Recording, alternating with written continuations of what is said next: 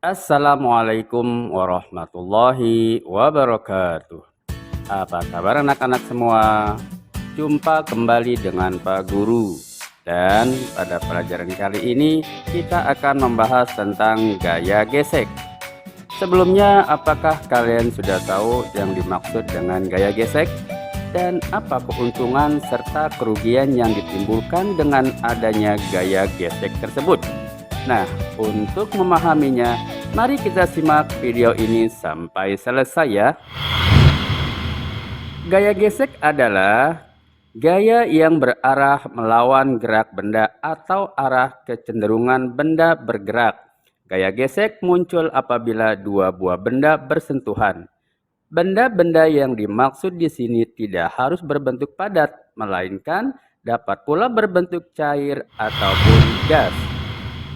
Cobalah untuk menggelindingkan benda di lantai.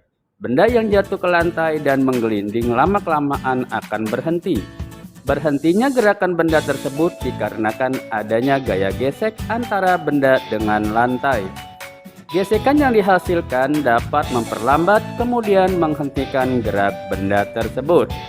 Gaya gesek terdapat pada benda yang bergerak baik di darat, di udara, dan juga di air. Keuntungan dan kerugian yang ditimbulkan oleh gaya gesek.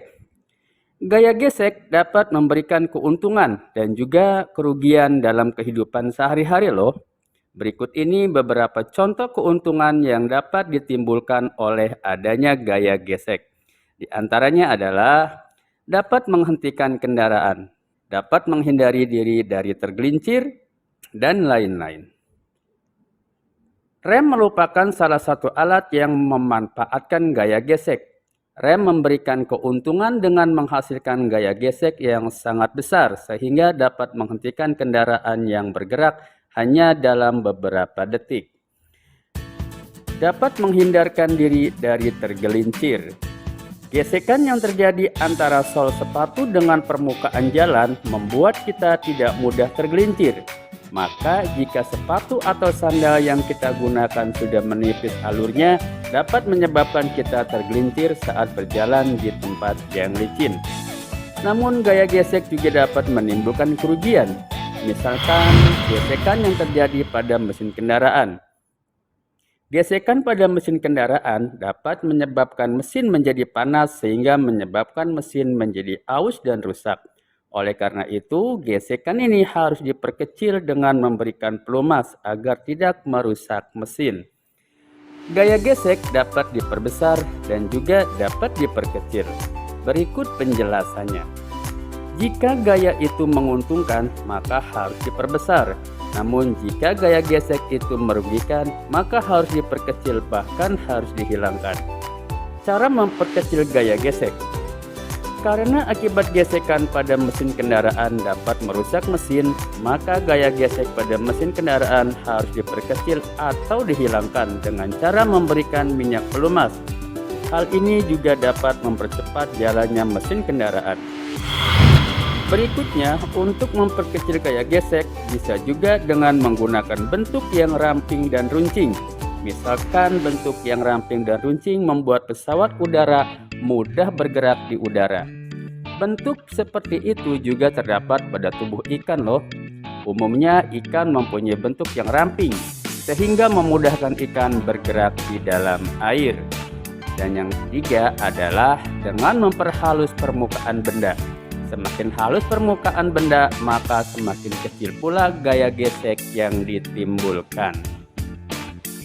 Kemudian cara memperbesar gaya gesek. Namun jika gaya gesek itu menguntungkan, maka gaya gesek itu harus diperbesar. Misalnya gaya gesek pada sepatu atau roda kendaraan. Coba kamu amati alur sepatu dan juga alur ban mobil. Ban kendaraan dan sepatu memiliki alur-alur yang kasar pada permukaannya. Alur yang kasar membuat ban kendaraan dan sepatu mempunyai daya cengkeram yang kuat, sehingga tidak mudah tergelincir meskipun jalan basah dan juga licin. Cara kedua yang dapat dilakukan untuk memperbesar gaya gesek adalah dengan melapisi permukaan benda dengan karet. Mengapa demikian? Iya, benar sekali. Karet adalah bahan yang bersifat kasat dan tahan air, sehingga karet dapat memperbesar gaya gesek. Beberapa benda yang dilapisi karet untuk memperbesar gaya gesek adalah alur pada sepatu dan alur pada ban kendaraan.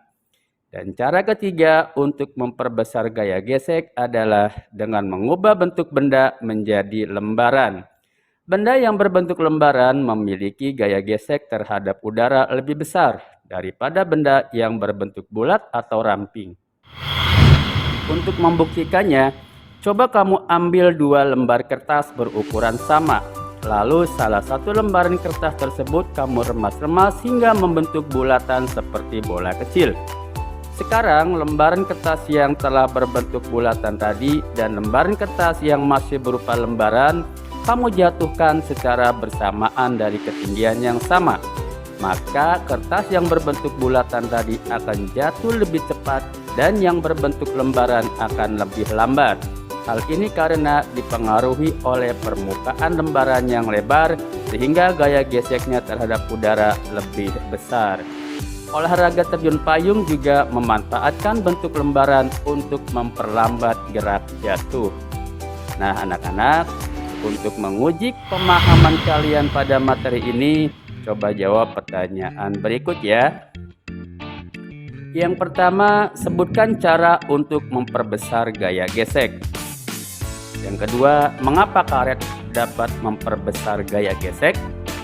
Yang ketiga, benarkah olahraga terjun payung memanfaatkan lembaran untuk memperlambat gaya jatuh atau untuk memperlambat gerak jatuh? Demikianlah pembahasan kita pada kesempatan kali ini. Semoga kalian dapat memberikan jawaban dengan tepat. Terima kasih. Wassalamualaikum warahmatullahi wabarakatuh.